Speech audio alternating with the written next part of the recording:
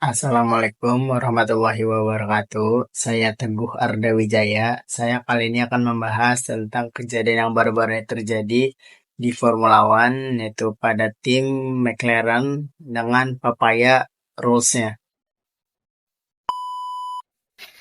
Jadi, Papaya Rules belakangan ini menjadi sorotan hangat di kalangan penggemar Formula One. Di tengah euforia kemenangan fenomenal Charles Leclerc bersama Ferrari, persaingan sengit dua pembalap Oscar Piastri dan Lando Norris juga mencuri perhatian. Sebagai rekan setim yang seharusnya bekerja sama untuk meraih kemenangan bagi tim, mereka malah terlibat dalam pertarungan sengit di lintasan. Akibatnya, peluang McLaren untuk meraih kemenangan di Monza bisa dikatakan sirna. Jadi, seperti yang kita tahu, bahwa McLaren memang sedang berusaha merebutkan gelar kejuaraan konstruktor dari Red Bull Racing sebagai pemimpin. Tapi, di sisi lain, Lando Norris juga punya kesempatan untuk mengambil posisi Max Verstappen sebagai pemimpin kejuaraan dunia Formula One. Namun, sayangnya, hal ini membuat Lando Norris gagal memaksimalkan peluang untuk memangkas jarak poin dengan Max Verstappen.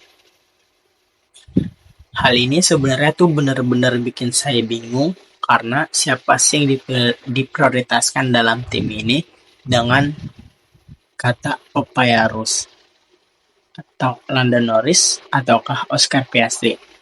Nah, kalau kita flashback ke Hungarian GP minggu sebelumnya, Piastri pada start pertama berhasil merebut posisi 1 dari Lando Norris, sehingga Lando harus mengalah ketika ia bisa meng-undercut Piastri.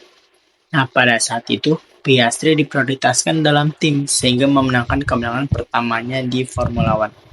Nah, saya pikir Lando akan diprioritaskan di Italia GP ini karena dia berhasil meraih pole position dan memiliki start yang bagus dari start-start sebelumnya.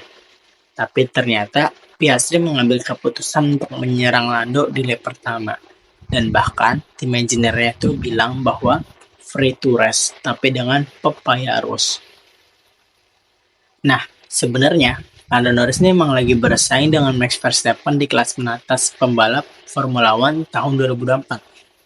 Seri GP Monza pada Minggu tanggal 1 September 2024 lalu seharusnya memang menjadi momentum untuk memanfaatkan inkonsistensi performa Red Bull akhir-akhir ini. Ya, seperti yang kita tahu bahwa Red Bull memang mengalami downfall yang cukup parah dan drastis setelah ditinggal Newey. Nah, sebenarnya ada kemungkinan nih untuk memangkas jarak poin dengan Verstappen, dan itu pun sempat muncul ketika ia berhasil mengamankan pole position. Tapi sayangnya, sesi race tidak berjalan mudah bagi Norris, sehingga mendapatkan persaingan sengit dengan rekan setimnya Oscar Piastri.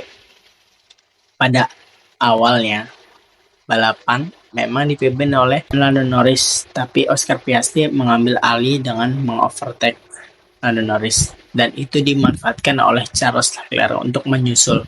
Meskipun sempat melakukan undercut, Norris pun gagal mengejar kedua rivalnya. Ia harus puas di finish di posisi ketiga di belakang Leclerc dan Piastri, sedangkan Verstappen finish di posisi ke-6 dengan kondisi tim yang sedang downfall. Ini menjadi sekian kalinya McLaren tampak kesulitan dalam mengelola strategi dan persaingan balapan mereka. Jika terus berlanjut, maka hal ini bisa menghambat ambisi Norris untuk merebut puncak klasemen pembalap. Kritik lantas berdatangan nih dari berbagai pihak, termasuk dua pandit F1 kenamaan, yaitu Nico Rosberg dan Will Buxton. Mereka menyayangkan nih ketidaktegasan McLaren dalam mengambil keputusan di tengah persaingan sengit dua pembalapnya. Begitupun dengan Andrea Stella sebagai tim prinsipal McLaren, merespon kritik terhadap penerapan Papaya Rules di dalam timnya. Ia mengakui timnya perlu melakukan evaluasi menyeluruh terhadap aturan tersebut. Mereka juga akan melibatkan kedua pembalap untuk mendapatkan perspektif yang jelas. Kami harus meninjaunya bersama para pembalap, melihat videonya, memahami sudut pandang mereka, dan kemudian menilai bersama apakah mereka sepenuhnya patuh atau tidak. Kami akan mengambil pelajaran jika ada pelajaran yang perlu kami ambil, dan kemudian menyesuaikan Papaya Rules sehingga memungkinkan kami untuk mengejar kejuaraan konstruktor dan kejuaraan pembalap dengan cara sebaik mungkin. Itu yang diucapkan oleh Stella. Setelah itu, Stella juga mengakui nih bahwa strategi pit stop mereka mungkin tidak optimal. Dan dia juga menjelaskan tim cenderung berhati-hati dengan degradasi ban depan, yang pada akhirnya membuat mereka memiliki strategi 2 pit stop. Namun, setelah dianalisis dari data pembalap, ia mengakui bahwa keputusan tersebut mungkin terlalu konservatif. Bisa saja mereka mampu meraih kemenangan dengan strategi hanya 1 kali pit stop saja seperti yang dilakukan oleh Charles Leclerc pada tim Ferrari.